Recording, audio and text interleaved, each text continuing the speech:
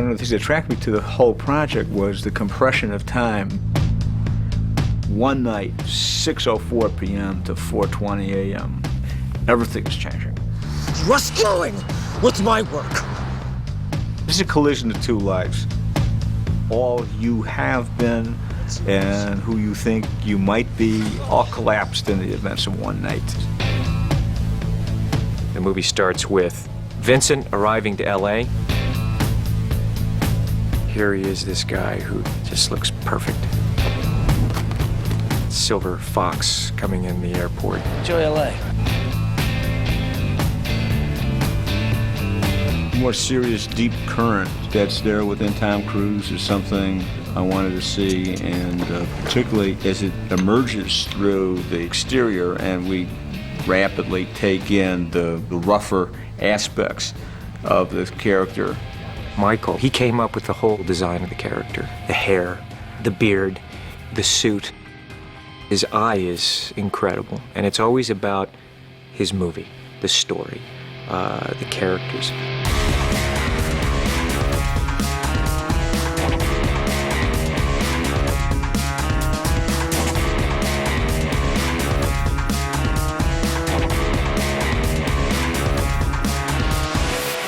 Since when was any of this negotiable?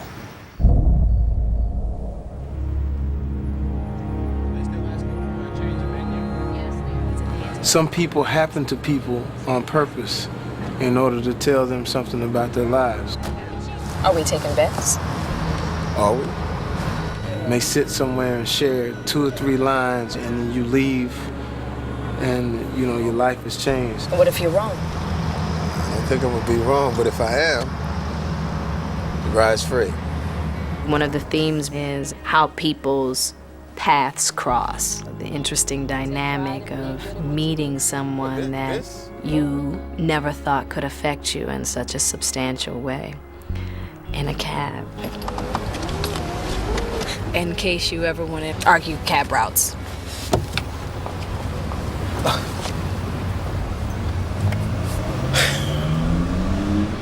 Hey. It's a very chance situation. Tom comes down and says, are you busy, are you taken, you know, and Jamie's thinking about something else, and Tom starts walking off, and Jamie says, no, wait, you know. I'm sorry. I didn't hear you, man, come on. To me, that's kind of true to life, because it's those little, nothing decisions that we make sometimes that can totally change the course of our lives.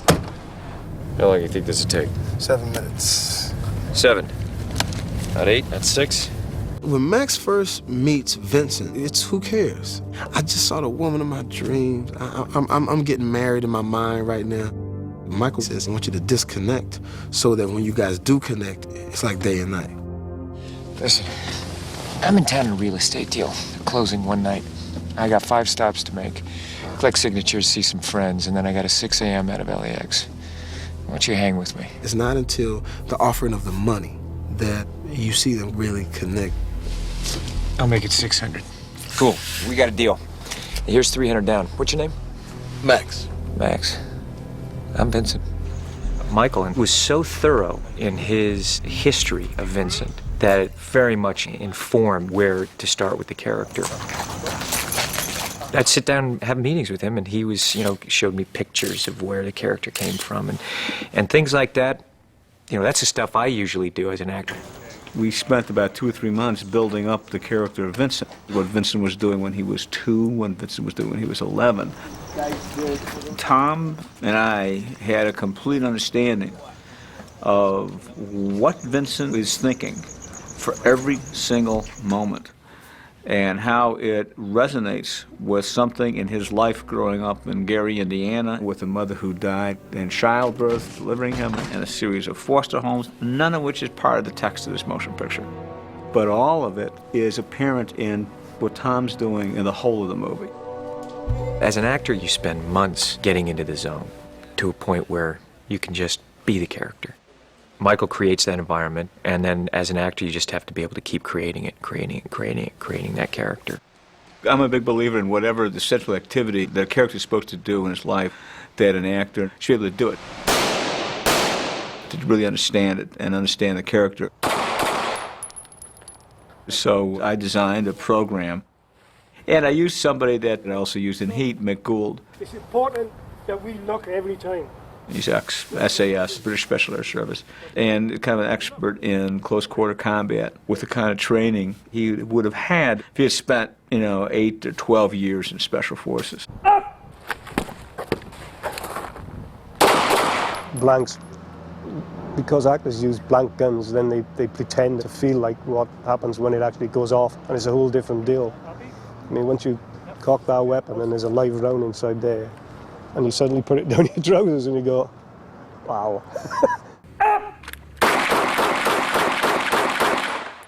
I mean, you hit somebody right in here, they're down and out. You hit somebody right down in here, they're in deep shit. Went left to right, you went back, left to right. Yeah, but that guy seemed pretty down today. And that guy was still twisting. That guy was still twisting around. I saw him reaching for his gun. Gave me one of those cross-eyed looks. I said, Yeah, we were using live ammo. It was great. The training on this, building this character from the ground up, really added a dimension. This is what he does. He just does it. It's an extension of who he is.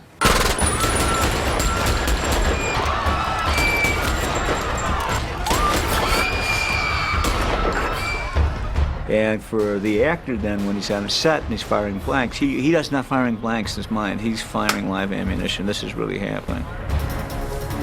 Yo, homie. That my briefcase? There's a scene in which two people assault Vincent, not realizing who they're assaulting, and Vincent draws and shoots both of these guys. And it's in 1.3 seconds. I mean, you want to back off, yeah? We got it. He had to be from Mr. Nice Guy to the extreme of aggression at the snap of a finger. That's difficult. So it did actually take 3 months to get that flip over. The real value of it is what it does to the actor believing in himself. Crowd's not here now. And it projects in a much deeper way into character. He can become very quiet. And we will look at the screen and we will feel that man is totally in command. He's a quick draw. I'm here to tell you right now, Tom Cruise is a quick draw. If he'd have been in the Old West, he'd had some notches on his belt. The man is fast. As an assassin, you must be economical in your moves. The fight scenes were choreographed even months ahead of time, and we just keep working them. Let's make a note that I like it without the punches better. I like it better with the open hand. This way. Yeah. And so everything that Tom does in the picture, that's not stunt work. Tom did it all for real. Of course, there are no cuts in it. We've been doing it for the last 3 months every morning. We worked with him every day for weeks, and he was always there. He would work out for an hour prior, stretch and warm up. And he was so diligent about, if I'm not doing something right, tell me. If his leg was a quarter of an inch off a mark while we're working out a fight sequence, he wants to know, is everything perfect? It almost is like a dance. Every move has to be balanced. As you go through the scene, he's not focused on these bodyguards and the people he's got to take out. He's got a vision. He's got a vision 200 feet away, and he's got to look like it's all automatic response, and he's always in charge of the situation.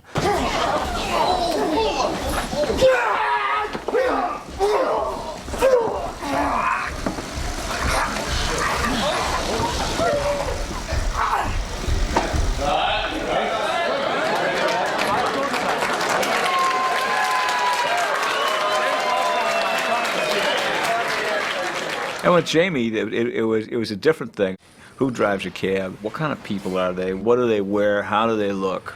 The first time I started, so where you from? I was doing this because, you think that's the way you drive the cab. He's like, quit turning the steering wheel like that. If you drive a cab 12 hours a day, 5 days a week, year after year after year, you get to be a pretty good driver. You know how to pass people on the right. You know how to turn. It's kind of the basics of race car training. And we just did that, except with a Crown Vic out of Willow Springs Racetrack. Let's ride out. Glasses up. So we go out, and we race. And I'm like, oh, man, what are we racing? He says, I want you to have the feel of the cab to where it's natural, to where it's not acted.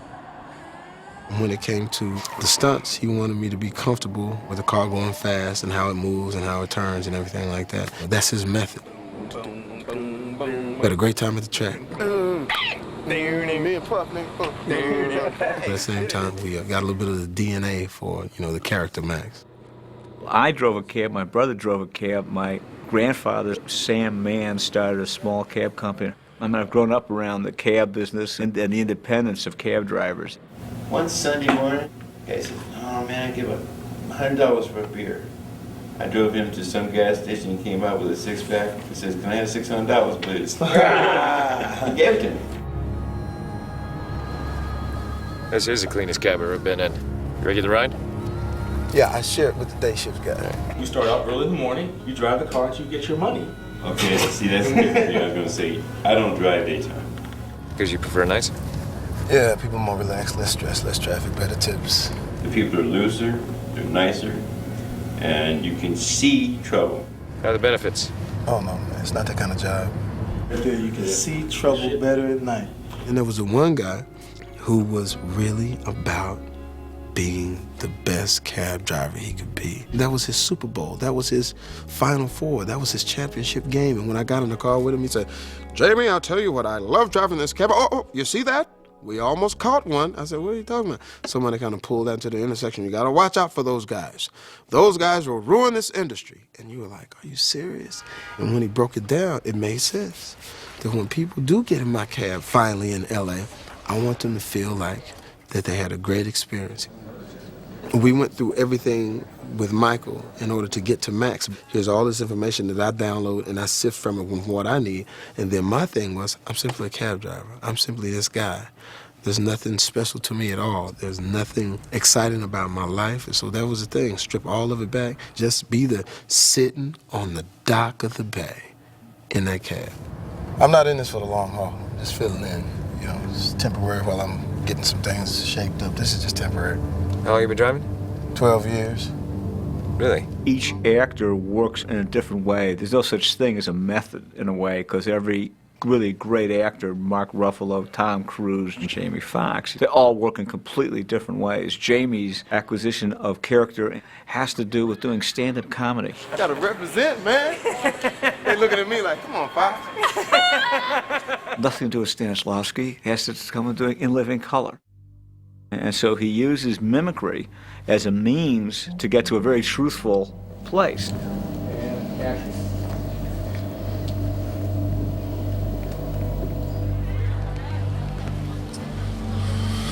Jamie can watch how you walk or watch how you speak for 5 minutes.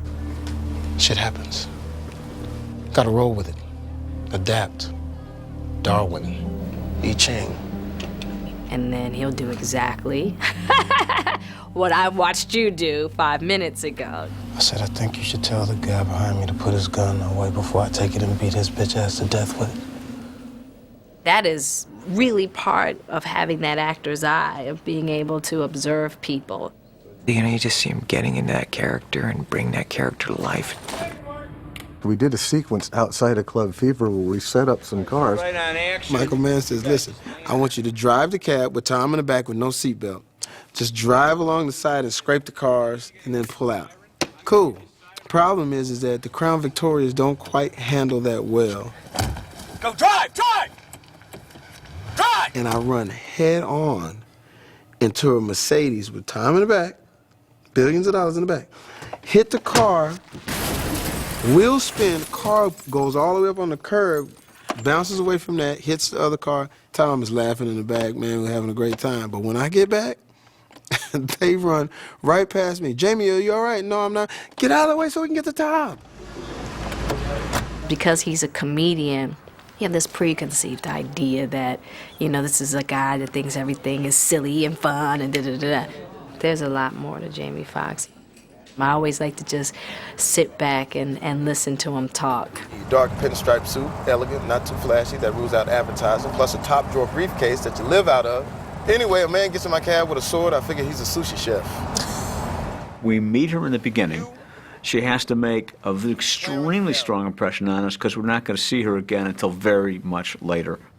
A lot of who Jada is there in her eyes. When she looks up at Max, when he gives her this card, she looks up and her eyes open up, and it just melts me. I don't know if it affects anybody else the same way, but it just gets me. I gave it up. I gave up years ago, and I just do an all-nighter. And then after the first day, I'm off to the races. Once you roll back to that little, like what you do, you probably never really explain to anybody the duality of I'm afraid and I can't wait to get in the ring. I was really surprised at how thorough the auditioning process was, and I really enjoyed it. I was like, wow, that's what I'm talking about. He spent like an hour and a half with me and really worked me, which I feel should happen, to squeeze out every bit of creative juice that an artist has. I mean, I don't know. We want to start an investigation of a Fortune 500 company or argue a cab route or something. I don't know, just in case. Yeah. He then had me go spend a day with a couple that he felt would be Annie's parents. Right, so that I could understand the background that Annie comes from. And then I spent a couple of days with a prosecuting attorney and just watched how she handled herself in the courtroom, why she wears a skirt versus pants, how much makeup is she wearing, is this a woman who works out? U.S. Attorney's Office. When you are with somebody who really does do this work in life, the answers you get aren't obvious. What kind of anticipatory anxiety do you have before you go into court the night before the first day? And this is a very, very, very tough lady who prosecutes big cases. And she says, well, I usually break down. I doubt myself. I will cry. And then I get myself together and prepare. In the morning when it begins, I'm fine. And then I pull myself together. I rewrite my opening statement, work my exhibits, and that's what I do for the rest of the night. That's my routine. I don't care if you are a character that just says, stop. And that's it. That's your only line. He is going to give you the reason why you said stop, where you're coming from before you said stop, what the psychological background of this person is that would motivate this person to say stop. You guys kind of amble forward right up into where I am. I would want to hear what's going on. If you're going to work with Michael Mann, you have got to be on point, period. We got any witnesses knocking on doors? Stop. I got nothing. Too early. Okay. Too early. I spent hours in training with the guns. I don't ever shoot my gun in this movie, but I'm a crack marksman now. Sometimes people might think, well, that's going a little overboard. Me, as an actress, I know. This is what acting is supposed to be about. No director knows how any other director works. So I've never really been on a set. I have no idea how anybody else makes a motion picture. I have a predetermined idea of the way the scene ought to be and the way this character ought to be manifesting himself in the scene. I'll see a picture or a photograph, or I'll be out in the middle of the night and I'll see something and I say, I've got to capture that. I'll have an emotional response to it. I'll feel that that emotion relates to this movie. So what's the world of the motion picture? I started thinking of it less as a cab as a drive-in movie, meaning that it's really what you're seeing out the windows. Where are we? What's going on outside? Refineries in Wilmington, Koreatown, the architecture, the freeways. LA is a unique city, and when it's humid, what happens is that all the sodium vapor streetlights in this megalopolis of 17 million people bounces up on the bottom of the cloud layer, and it becomes this diffused light. You see this wondrous abandoned landscape with hills and trees and strange lighting patterns. It's a very, very magical place, and I wanted that to be the world that Vincent and Max are moving in. So then how much of that do we see? And the answer is not a lot in film, and that's why I moved into shooting about 90% of the picture in high def to see into the night. I remember driving north on Fairfax and stopping for a light, and these three coyotes just walked diagonally across the intersection like they absolutely owned it. It wasn't just the presence of wild animals in the middle of the city, but their attitude. of this is their domain. That moment with the coyotes, I loved it in the script. It's one sentence, you know, in the coyotes, and I thought, what is he going to do with this? And then when you see that scene, that moment, it just had a poetry and a hypnotic quality. First time in L.A.? No. Tell you the truth, whenever I'm here, I can't wait to leave. It's too sprawled out, disconnected. You know, that's me. You like it? It's my home.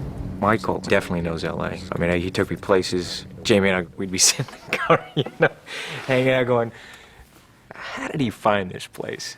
You know, how did he get it? Where are we right now? I told Mike, I said, man, I'm from the ghetto. You're not from the ghetto. I know the ghetto. You want me to show you some ghetto? And he would take you to places where even I was like, man, lock the doors, man. What is this? The film, in some sense, is the beneficiary of many years of location scouting on different projects, and it was always with an eye to do one uniquely focused film in LA and tell a story that evokes some of the wildness, what lurks below the surface.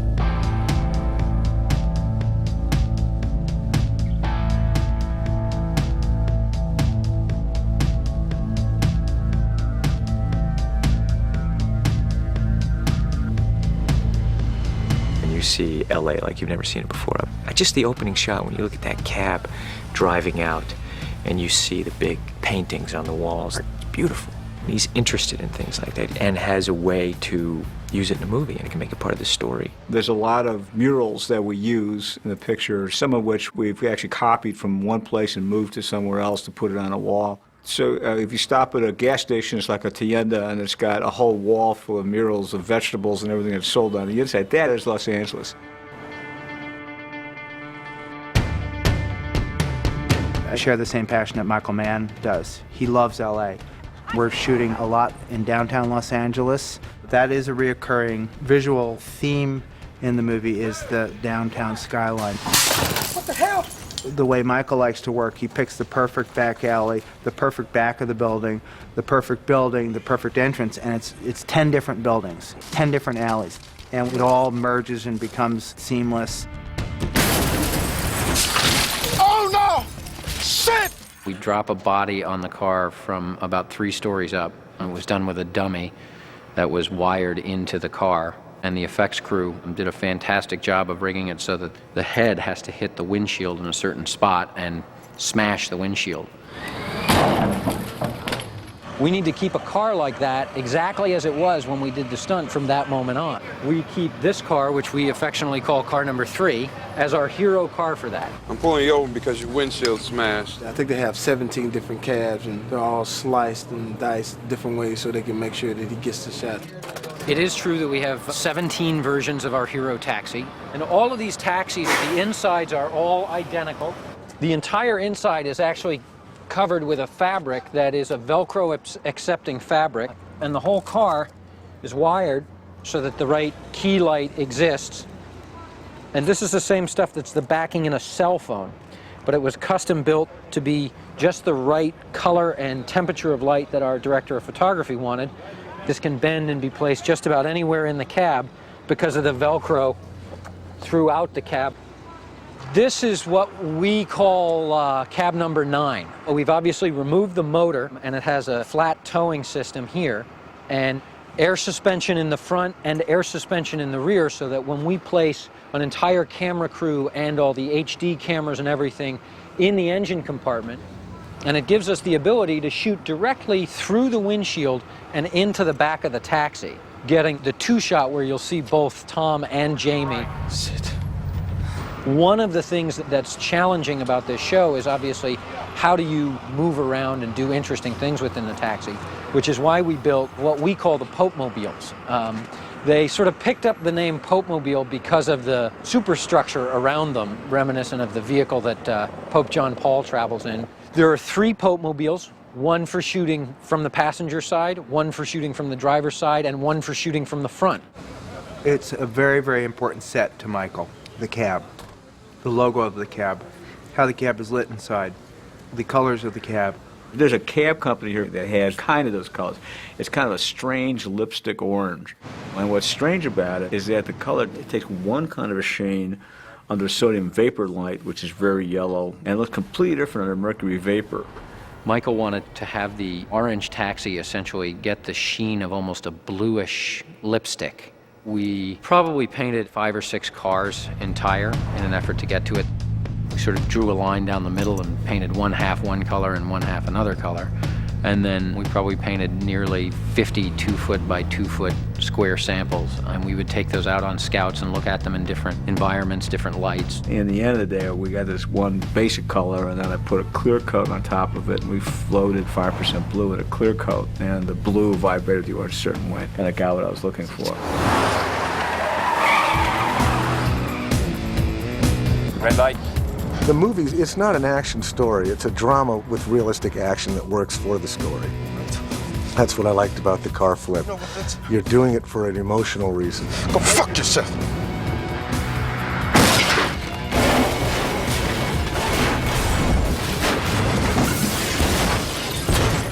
We rehearsed that car flip. The way Michael saw it in his head was he wanted to go across the intersection in front of the Staples Center, hit into parked cars and turn over and get on its top. Most of them land back on their wheels. He wanted it upside down. So we went out and tested it.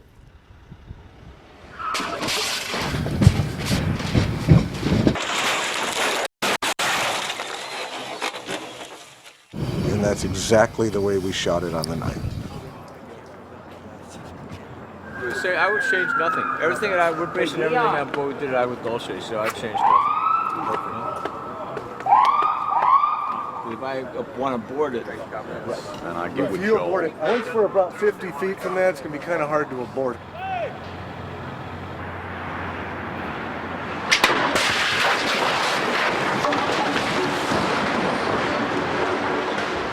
Okay. All right, guys, let's clear away from So you can see where the lens hit it. Please, there should be one which is coming right at us.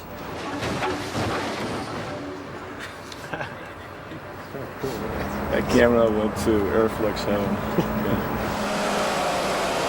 7. Michael feels that for the reality of capturing the car as it was truly crashed, he wants to actually utilize the cars that were crashed for the rest of the scene post-car crash. It is a big challenge for us. Working with a car that's been through this kind of an accident is very difficult. The frames are bent, the roof is caved in, and a lot of modification has been made for safety.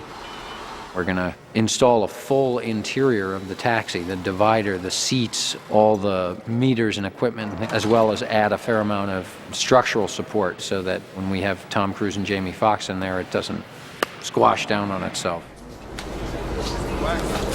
All right, guys, clear the background, please.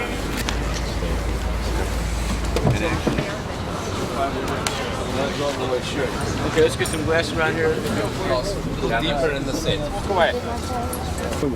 Ready, and bang, crash, action. Look for him, shoot, be careful, he may shoot you. It was great because we were shooting in high def, so usually in film you have to stop after a few takes. That can be very difficult. Michael, he thinks like an actor. So he knows I want longer runs, and he's looking at the way that he shot it in the lighting so we could have long takes and just explore the scene. That works for acting because instead of a 10-minute magazine, that it's always in the middle of a great take that you start running out of film and you have to interrupt the process. We just bang a 1-hour tape in and we could roll for 55 minutes. Yeah, that hurts. That hurts because Michael Mann can take some takes. Because, you know, you wait on, we're out, tape rolled out. Let's go again. When you're working for Michael Mann, you're like, I want to go in there and kick ass tonight, you know, and really do a great job and show Michael what a professional I am, and, you know, I really know my stuff. Ready and action. Action, keep going, action. You're 75 takes into, you know, 2-page scene on a phone by yourself, and you start going crazy, you know, you lose your shit. We are waiting on that thumb. You know how he does that little... When he does that, let's move on. If you don't get that, it's like, oh, man, we're waiting on the thumbs. We're waiting on the thumbs. We've been here all night. Can we get a thumb? And once he does this, then everything is cool. Cut. Cut. He winds out any preconceived idea of what you think a scene should sound like, look like, be acted like, until all you have left is just what is sort of happening in the moment. Ramon! By the end of it, it was pretty raw and pretty immediate. It was just connected to what was going on in the scene, and no thought or performance. You are forced to go to the truth. If I walk out of here tonight, I will go so far away, it'll be just like I was dead. Go back to finish by walk out of here. I'm gonna give you my word. And then you don't have a fucking choice. There's more the attitude than you're truly sorry, okay? Okay. He has a way to just strip the actor away and get to the truth of the material. Perfect. Just take that again and just say, hell, make it 30. Hey, give some more of it. Yeah, you know, doing it over and over again is giving a lot of room in that performance to choose 50 great moments. Hell, make it 35. As opposed to just 2 great moments. And cut. Everybody knows that Michael Mann, it's like a school in a sense. Oh, you got accepted. You got in. Oh, you going to Michael Mann University? Wow, y'all, what type of grade did you get? It makes you go home and get your homework done. And then you feel like every single day you pass the test. When all these executives are home sleeping or partying or doing whatever the fuck they do, they know in the back of their mind that Michael Mann is working. It's gonna be great. You want me to drive on? We ended at 9 o'clock this morning. Good, he's like, I want to keep shooting. And this was after, I don't know, he's probably been working 18 hours at that point. Ready, and 3, 2, 1. My man, he fell on the tag. Shit, I think he's dead. Good guess. You killed him? No, I shot him. Bullets in the fall killed him. Max, 6 billion people on the planet, you're getting bent out of shape because of one fat guy. There's a glib nihilism about this dark character. Oh, shit. Okay, it's only a dead guy. Max is raising issues that actually resonate with parts of Vincent's life that the text doesn't deal with, but Tom and I understand. So sometimes we would have to take many takes to get that extra nuance, that there's an additional reaction there. And that additional reaction may be designed to pose a question, which is going to get answered later, like, what's going on with this guy? There are hints of it that start to show up, and it has to do with a line he delivers, and we don't know if he's being troll or if he's being sincere. They go to see Max's mother, and Vincent says, buy her flowers. And Max doesn't want to buy his mother flowers. And Vincent looks at him and says with a totally straight face, She carried you in her womb for 9 months. what did that mean? And you find out later that it meant something. Been calling and calling. Yeah, well, I got caught up at work. Why couldn't you call me on the telephone? He's bored in Max's mother's hospital room until she compliments him. You paid for my flowers? They're beautiful. And it almost becomes as if there's a budding sibling rivalry between Vincent and Max for the affections of Max's mother. I'm very happy to meet you, Mrs. DeRocher. Oh, just call me Ida. Hey, Ida. Max? Leave me alone.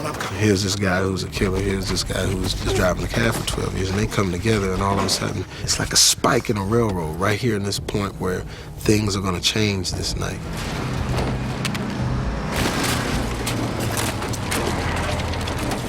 Why doesn't he kill Max? You know, you see this relationship and this bond.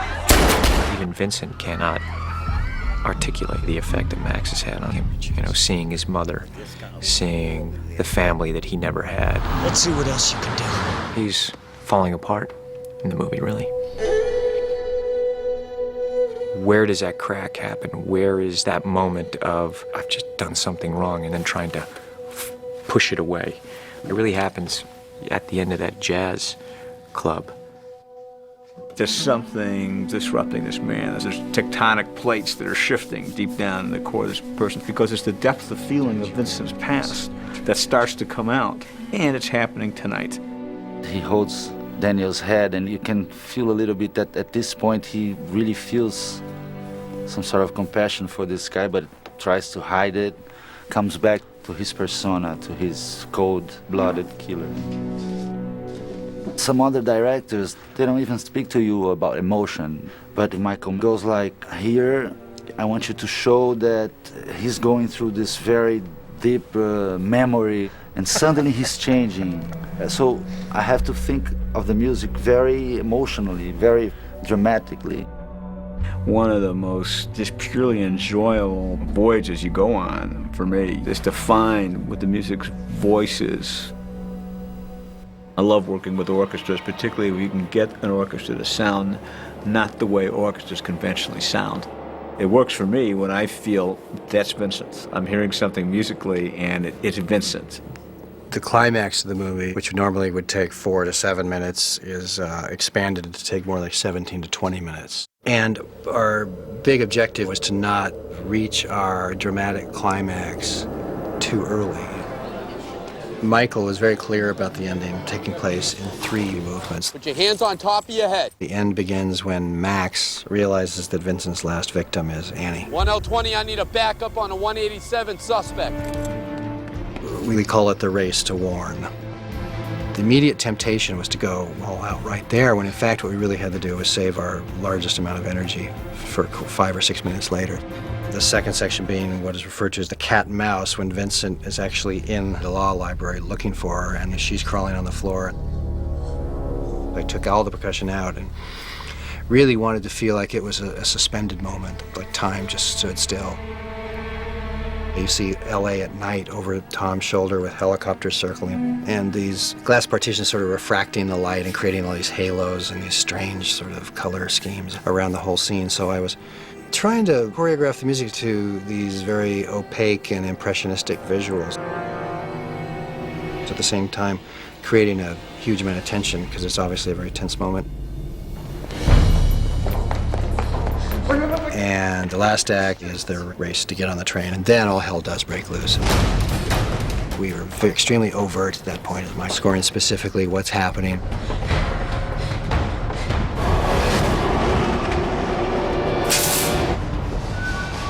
The film, particularly through the last third of it, is very much a cascade. James Newton Howard used percussion in a really interesting way and just maintained a certain relentless energy as one event cascades into another.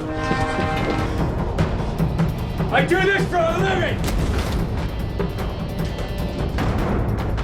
Vincent finds himself in the presence of a real adversary in the form of this bumbling cab driver who's never fired a handgun in his life because Max has seen into Vincent. What's with you? As in? The standard parts that are supposed to be there when people in you are. He has truly seen Vincent for who Vincent is.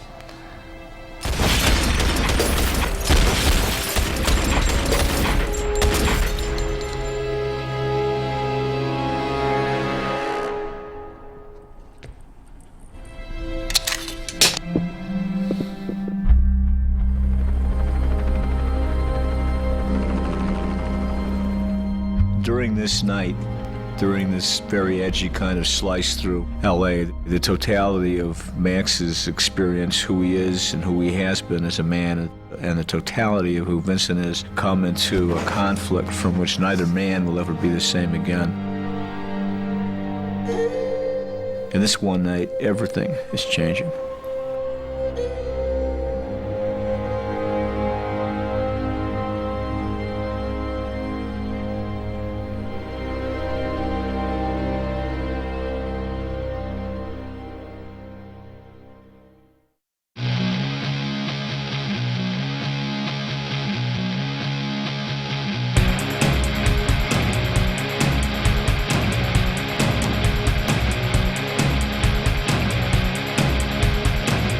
I have a certain idea of what I want to capture, and it's probably a certain mood, a certain feeling of LA that's representative of the whole, but in fact is also highly selective.